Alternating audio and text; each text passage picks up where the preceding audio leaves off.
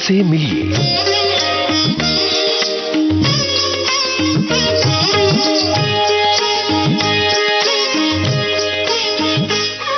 श्रोताओं नमस्कार। इनसे मिलिए कार्यक्रम में आज आपकी मुलाकात होगी सुविख्यात कैरिकेचर आर्टिस्ट निर्मिश ठाकर से। इनसे बातचीत की है अमरकांत दुबे ने। तो आइए सुनते हैं ये दिलचस्प बातचीत। दोस्तों नमस्ते, मैं हूं अमरकांत। इनसे मिलिए प्रोग्राम में आप सभी का बहुत बहुत स्वागत है। और आज स्वागत कर रहे हैं देश की एक ऐसी हस्ती का, देश के एक ऐसे कलाकार का जो बहुमुखी प्रतिभा का धनी है। वो कैरिकेचर आर्टिस्ट भी हैं, वो व्यंग्य लेखक भी हैं, वो नाटक भी लिखते हैं, वो गजल भी कहते हैं।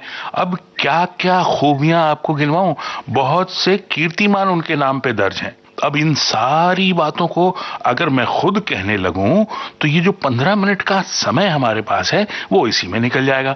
तो क्यों ना सीधे उस बहुमुखी प्रतिभा के धनी निर्मिश ठाकर से ही क्यों ना बात कर ली जाए। बहुत बहुत स्वागत है निर्मिश जी। नमस्कार, विविध भारती परिवार की ओर से आपका। थैंक्स अलॉट अमरकांत जी। मैं तो अभी रोमांचित हूँ कि बरसों से आपको सुनता आया और आज आप मेरा इंटरव्यू कर रहे हैं, तो मेरे लिए तो एक गौरव की बात है। विविध भारती को भी मैं धन्यवाद देना चाहूंगा।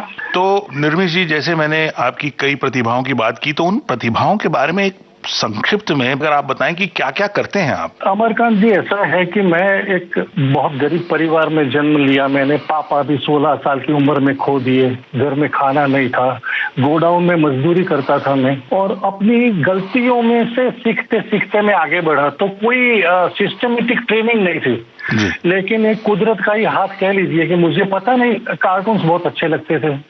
और उस जमाने में बच्चों के लिए जो गुजराती जगमग करके एक आता था, तो वो उसके लिए घंटों घंटों में खड़ा रहता था कि अखबारों के साथ वो न आए तो कभी बोले कि भाई अभी 2 घंटे खड़े रहो, तो साइकिल लेके जाता था। बहुत छोटा था, लेकिन वो पढ़ पढ़ के मेरी जो है कल्पनाएं खिली खुली, और उसमें से लगा कि नहीं, पात्र कैसे निकलते हैं, क्योंकि आप स्टोरी भी पढ़ेंगे और किसी और ने इलस्ट्रेशन किया हुआ है। तो धीरे धीरे करके मैं खुद ही समझता गया, कोई गुरु नहीं था मेरा। ये तो बड़े कमाल की बात है ना कि आपके जो कैरिकेचर्स हैं, आपके बनाए हुए जो कई में तो आपने खुद लेखन भी किया है। ये सारा देखने के बाद लगता है कि ये एक मंझा हुआ कलाकार है जिसने बड़ी तालीम हासिल की है और सब कुछ करने के बाद शायद यहाँ तक पहुंचे।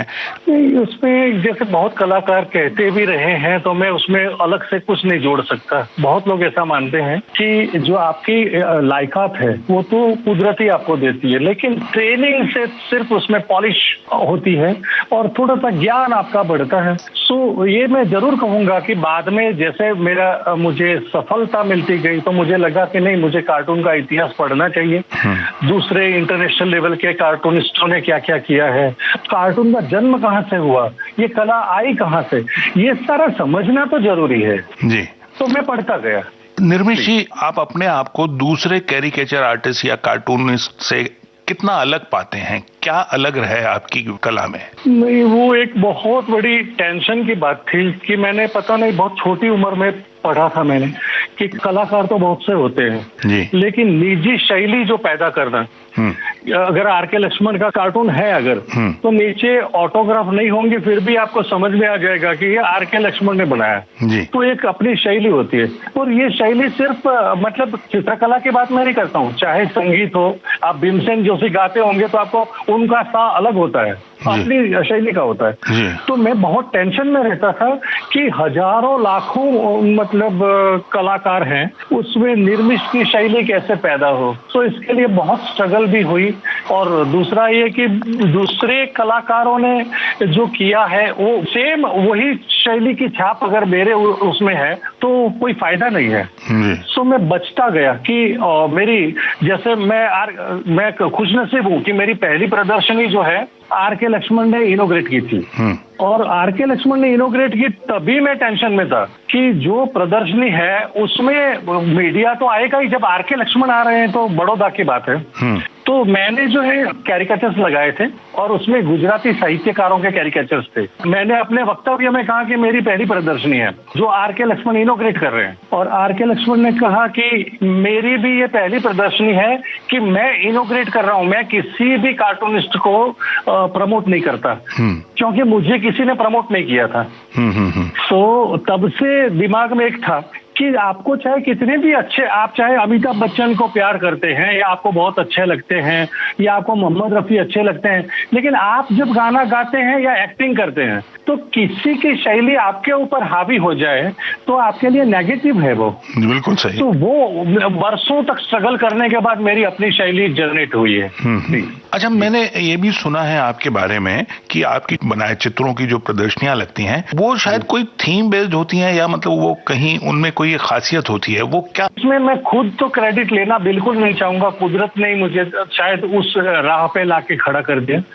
लेकिन आशा भोसले का मैंने जब कैरिकेचर बनाया तो बहुत लंबी कहानी है, लेकिन मैं उन तक पहुंच पाया। और बड़ौदा में जो है इंडियन एक्सप्रेस कुछ साल उनके कंप्लीट हो रहे थे तो वो उसको एक सेलिब्रेशन जैसा था। तो उन्होंने पूरा पेज जो है, क्योंकि उनको ऐसा लगा कि एक गोडाउन का मजदूर जो है वो आशा भोसले तक कैसे पहुंच गया, तो दोनों की स्टोरी मिला जुला कर उन्होंने पूरा पेज दे दिया था। तो इसलिए क्या हुआ कि फिल्म इंडस्ट्री में मेरी जगह हो गई। मैं जहां पे भी, उस जमाने में तो मोबाइल नहीं था, इवन ईमेल भी नहीं होते थे, तो उस जमाने में मैं पोस्ट से भेजता था, लेकिन ये पूरा पन्ना जाने से नो होने का सवाल ही नहीं, हर जगह से यस ही मिलती थी। तो मेरे लिए एक रास्ता खुला। लेकिन तब क्या हुआ कि दिल में, असल में तो ये एक भ्रम था कि मुझे तो फिल्म इंडस्ट्री में जाना था जी। लेकिन मैं बहुत शर्म मुझे आती थी कि ना मेरी कोई ट्रेनिंग थी और इतना गरीब, तो ऐसे तो हर किसी को अमिताभ बच्चन बनना है, हर किसी को राजेश खन्ना बनना है, कैसे हो सकता है? तो मैं कह नहीं पाता था। लेकिन मैं अपना शौक पूरा करता था कि फिल्म स्टार्स के बनाता गया, तो मुझे हाँ मिलती गई और मैं बनाता गया, तो श्रेणी बन गई। तो फिर मैंने एक एग्जीबिशन किया कि जिसमें फिल्म स्टार्स के सारे कैरिकेचर्स थे। तो तब मुझे लगा कि, और मैं अजराड़ा घराने का तबला सीखता था। सुधीर कुमार सक्सेना जी जो म्यूजिक कॉलेज के हेड थे बड़ौदा में, तो उन्होंने मुझे लायक समझा, तो मैं तबला बजाता था। तो नेचुरली मुझे जो है इतिहास तो पता था शास्त्रीय संगीत का, और मैं उनके भी कैरिकेचर्स बनाता गया। तो धीरे धीरे करके मुझे ऐसा समझ में आया कि देखिए आर.के. लक्ष्मण के भी कैरिकेचर्स के एग्जीबिशन होते हैं, तो मिला जुला ही होता है। लेकिन मुझे लगा कि मुझे निर्मिश अगर बनना है तो ये मेरी एक स्पेशलिटी होगी कि मुझे श्रेणियां करनी है। तो श्रेणियां करने में आपको तो जान के आनंद भी होगा कि मैंने तो विविध भारती के उद्घोषकों के कैरिकेचर्स की श्रेणी भी तो कर रहा हूं मैं। हो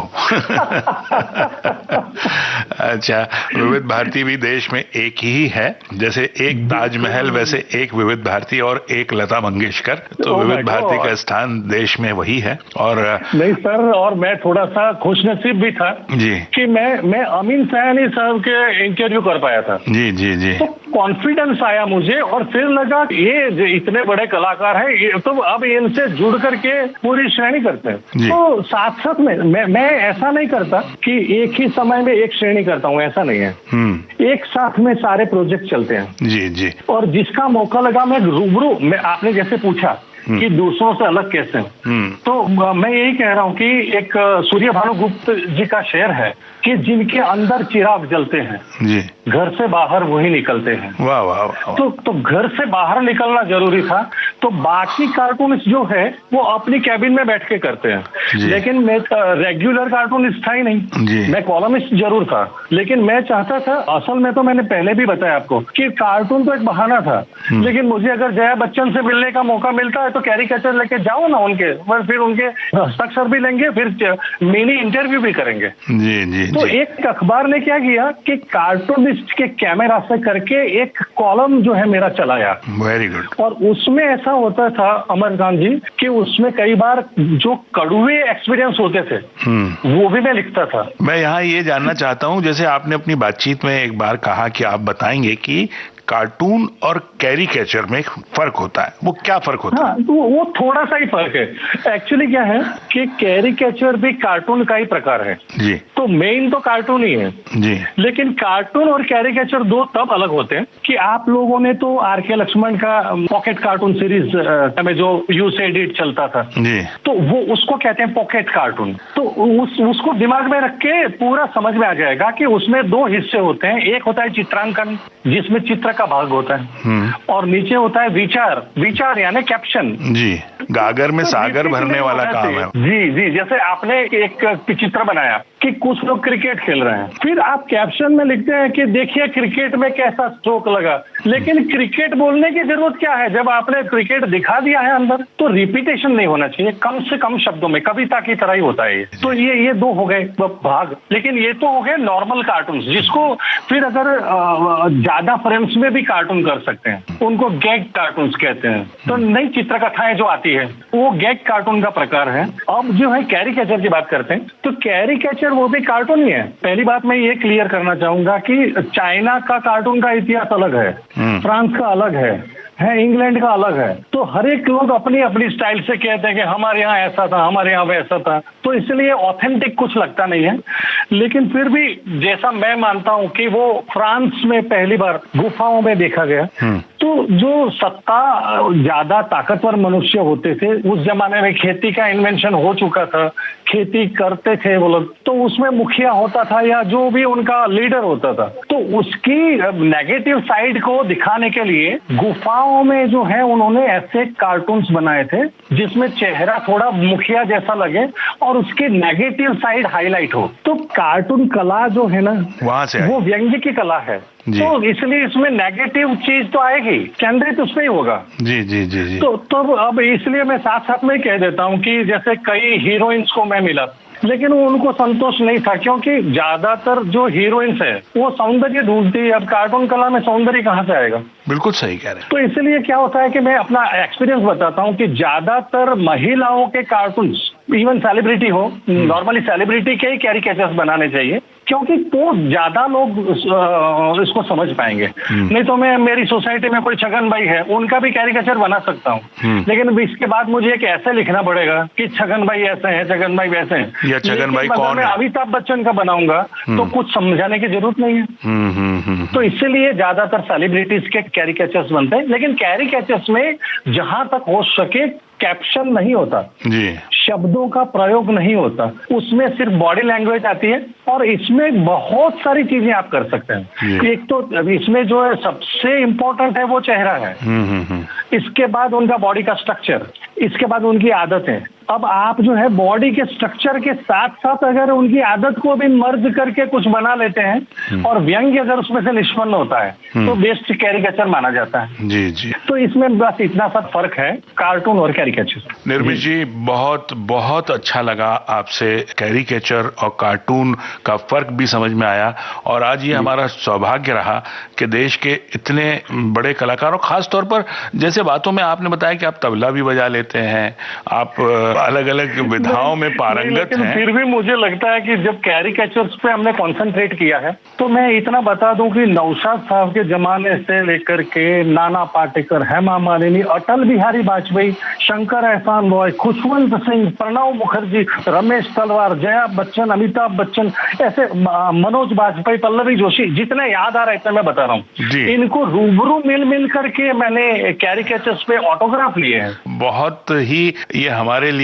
सम्मान की बात है कि हम एक ऐसे कलाकार से बात कर पा रहे हैं, और विविध भारती के तमाम सुनने वालों की तरफ से मैं आपका शुक्रिया अदा करता हूं कि आपने अपने व्यस्त समय में से इतना समय निकालकर विविध भारती को और उसके श्रोताओं को दिया। बहुत बहुत धन्यवाद इस बातचीत के लिए।